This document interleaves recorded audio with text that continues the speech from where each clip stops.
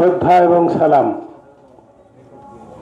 ৩৬ জুলাইয়ে যারা শহীদ হয়েছে তাদের প্রতি সালাম।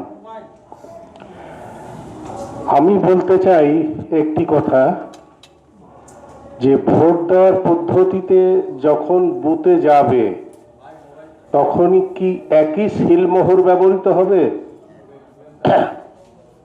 দুইটা ক্ষেত্রেই একই সিলমোহর ব্যবহৃত হবে কিনা গেল।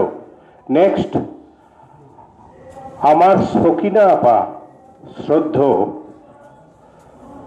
উনি লেখাপড়া জানেন না, তার কাছে এই খবর পৌঁছে দেওয়ার দায়িত্ব কার? আমি জানি সুজনের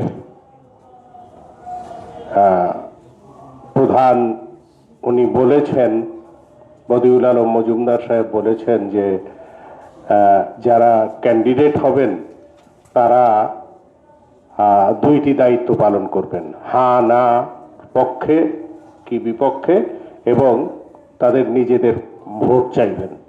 কিন্তু বাস্তবে এটা পরিলক্ষিত হচ্ছে না। বাস্তবে হচ্ছে তার ভোটটা সে নিজে চাচ্ছে, তারপর হ্যাঁ না ভোটের কি হলো না হলো সে এটার এখতিয়ার করছে না। এই বিষয়ে কি করা যায় এবং আমার শ্রদ্ধ সকিনা আপার কাছে কিভাবে আমরা খবরটা পৌঁছে দিতে পারি যে তোমার সুযোগ এসেছে, তোমার মাতবরি জাহির করার জন্য, তোমার অস্তিত্ব জাহির করার জন্য সুযোগ এসেছে, হ্যাঁ অথবা না ভোট দেওয়ার জন্য তুমি তোমার ক্ষমতা প্রকাশ করার সময় এসেছে। তুমি এবার সুযোগটা হেলায় হারিও না।